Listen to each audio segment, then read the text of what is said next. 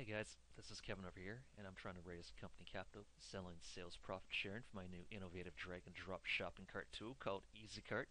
Yeah, it's currently in prototype beta, but I'm going to demonstrate how the product works. The actual launch date for the software will be approximately at the end of April, so right now it's just finishing through the prototype testing. I'm just going to bring up a product example here.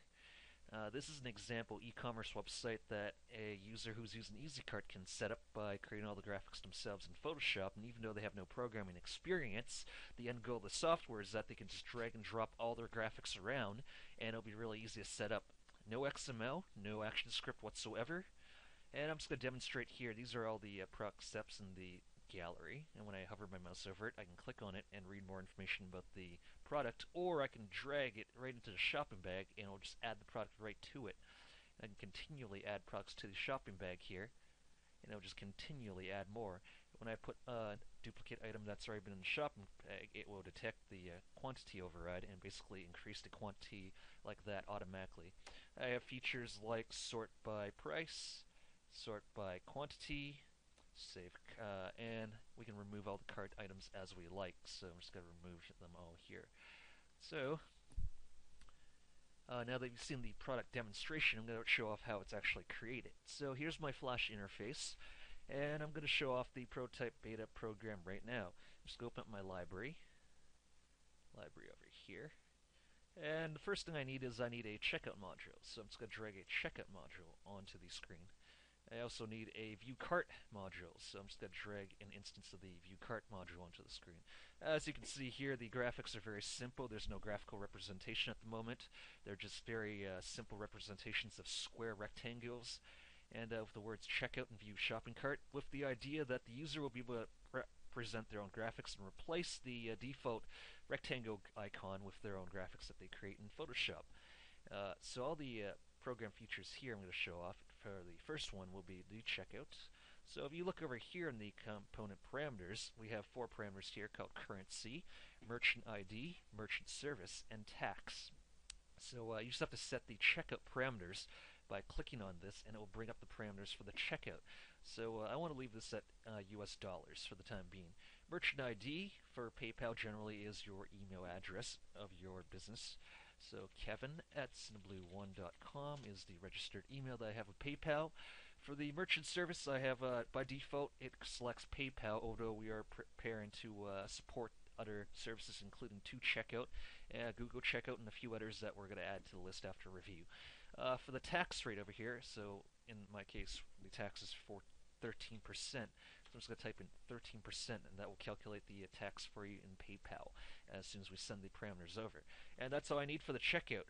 I have my view shopping cart. There are no parameters for the shopping cart. So what I need next are a few items. So I'm just going to open up my library here and drag an instance of the product template onto the screen. I'm just going to drag 4 of them onto the screen here. Nice and easy. And if I look at the first one, I'll see the component parameters here. It says description, price, product name, quantity, thumbnail, and unique ID. The unique ID is basically the product serial number, so that Flash can distinguish between the different products out there in case they duplicate over and such. So they each require a unique ID of sorts. So here in the product description, I'm going to type in product description 1. For the price, I'm going to give it $1.99. For the product name, I'm just going to call it product 1. In the thumbnail representation, I have selected item pick, so that will basically use itempick.jpg to represent the graphical representation of my thumbnail for the icon preview. And my unique ID, I'm going to leave it at 001. I'm going to carry on to the second one over here. Product description 2, I'm going to give it a price of $2.99. I'm going to give it a product name of product 2. I'm going to leave it at itempick.jpg, and I'm going to use the unique ID 002. And I'm just going to quickly create the same thing for the other ones over here. So $3.99.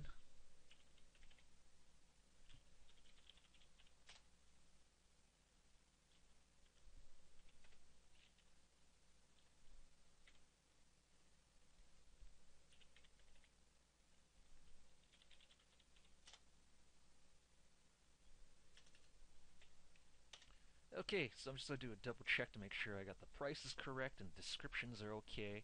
Just gonna look over this quickly. So it is correct. All I have to do now is render the movie. And here we go.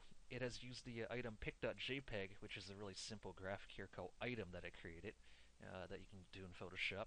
And now when I put my mouse over it, you'll notice that it hovers and it displays the properties for each of the products. So in this case I named it product 4, price $4.99, default quantity to add is 1, product description is just a simple product description 4.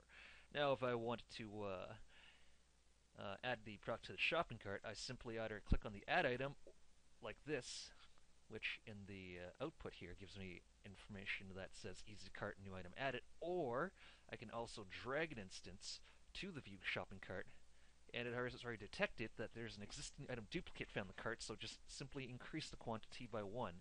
And I'm just going to add item product number 2 here. And new item. Now let's say I'm happy, I want to take a look at my shopping cart. Here's my very simple non-graphical representation shopping cart window that you can see.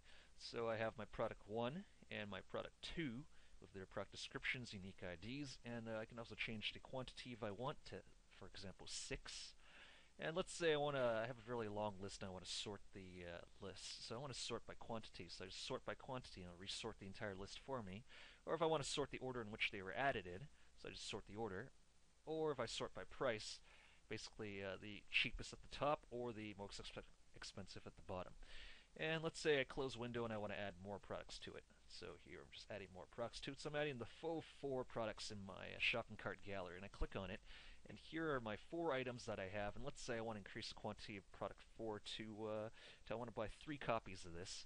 Alright, but I'm not happy with product number 2. I want to remove product number 2, so I simply move my mouse over to remove. I click on it, and it will remove product number 2.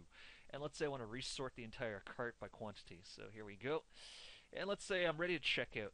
So I just close window and I hit the checkout button. And all the variables will be sent to PayPal for you, or whatever service that you decide on. And as you can see here, we have the tax automatically applied based on the 13% that I applied. Based on the quantity of all the products, I can get the total price here of $30.90, and it's ready to go. And you basically just have to, let me resize that, and you just have to enter, and you just have to enter all your information here, plug away until you're bankrupt buying my products, as you can see here, and then that's easy in 1, 2, 3. Just have to create the graphics in Photoshop, drag and drop my components to represent them, and basically you will have something that looks like this. Some of the features that I'm going to talk about quickly here, I've brought up here, product features. It requires 0 programming effort, 0 programming knowledge, and there's not even a need to twiddle the confusing XML code. It's simply drag and drop straight from the library, and it's ready to go. The core library size of the software is 22 kilobytes, and it does include powerful cart features like the sort algorithms and such like that. Oh, one more feature I want to talk about is that it uses flash cookies. That means if I leave the website and I come back, the items in my cart will still be in memory. So I'm just going to quickly demonstrate that. I'm going to drop all these items in. Here we go. I'm going to close that. I'm going to recompile. And here we go. They're in memory. It hasn't left yet. Flash has saved the cookie to your hard drive, and basically if you decide to leave the items in the cart and come shopping, go somewhere else and come back to shop later, it will leave the items in your memory, so you don't have to re-add the items, or your users will not have to re-add the items every single time they reload the website. It will simply just bring up the last known amount of items that they add to your shopping cart, and they can continue from there as if they never left at all.